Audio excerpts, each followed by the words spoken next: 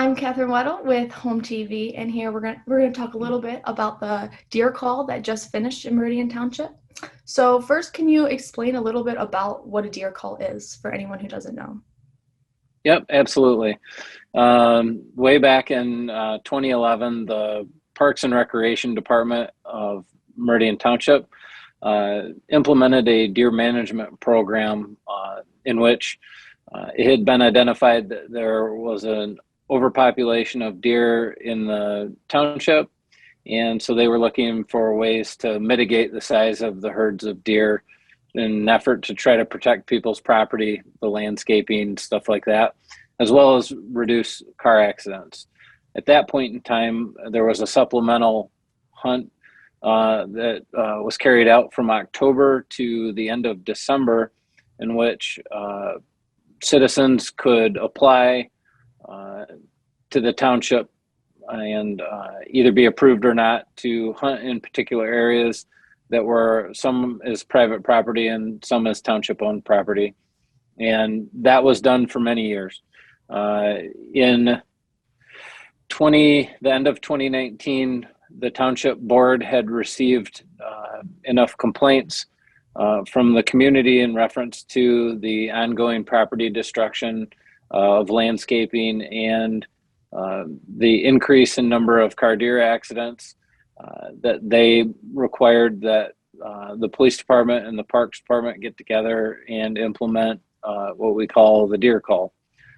This has been done in other areas around the country for pretty much the same reasons.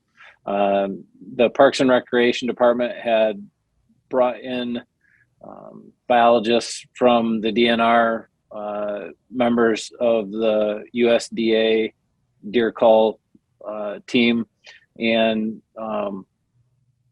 biologists from MSU as well, in order to kind of get a grip on if there was an issue, one, two, how best to carry out the deer call.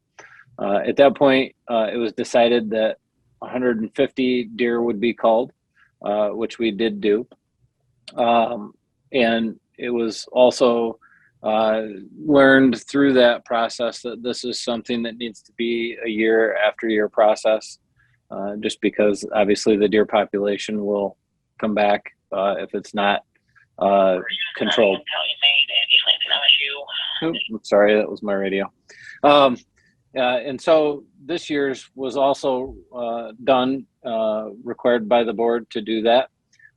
They upped the number to 200 deer this year, which we did do. We apply for a permit through the DNR. The DNR then granted that permit, and the deer call from the police department began January 1st. It lasted approximately a month. We were done the first week of February, even though the permit allows us to continue until the end of February. This year we were done early, and so it ended, and we consider it to be a success, and we're looking forward to doing it next year. This year we were able to donate a considerable amount of the venison to the local food banks, just as we did last year. Last year, between the supplemental hunt, which still goes on, and the deer call with the police department, we were able to donate around 7,000 pounds of venison to area food banks, and we view that really as one of the benefits to it. People that are food insecure, we're able to give them hopefully some relief on that, and it's a nutritious protein, and that's part of the benefit to it. This year we don't have the final numbers in. The last that I was informed, we were around 4,000 pounds of venison this year, but there's still venison at the processors to be picked up. So Absolutely. I don't know if that explains it well enough. Yeah, no, that definitely does. Okay. On the deer management, on Meridian Township website, there's a section for deer management, explains a little bit of an overview, and it says there are some exceptions to hunting rules during the deer call. So Mhm. what are those exceptions? So the exceptions really are only for the police department. It's not an exception for the community. In other words, and what you have to do is you have to apply for a permit. It's a nuisance permit through the DNR, which we did, and you're authorized to do certain things, such as you can shoot deer at night, you can bait deer, things like that. In order for us to do it safely, we bring the deer through using bait to a very specific location. That location has been, I guess, scouted, for lack of a better word, where we'll get out and we'll walk the location during the daylight hours so that we can ensure that we're shooting a gun in a safe manner.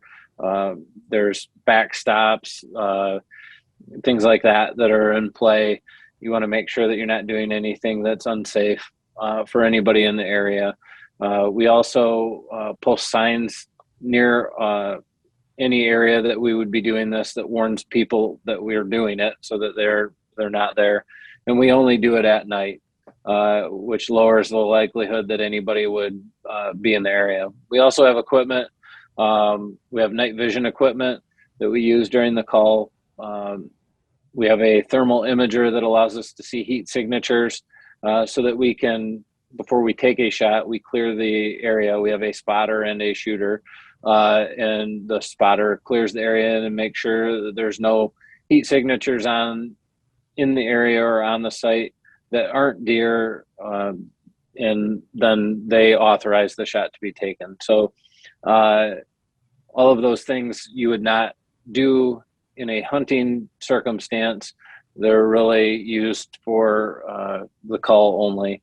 And this is not hunting. It's the deer are brought to a particular location.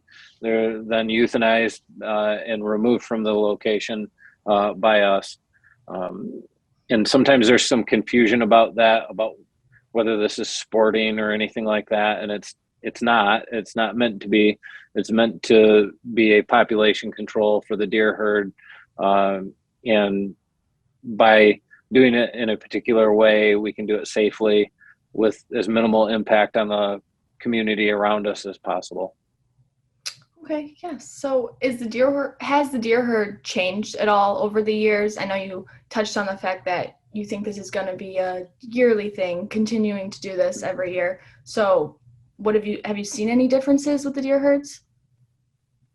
Well, obviously, I'm not a biologist and I don't study wildlife. I can only use anecdotal data at this point. And because of the pandemic, the driving habits of the community changed drastically in 2020. A lot of people weren't driving that normally would.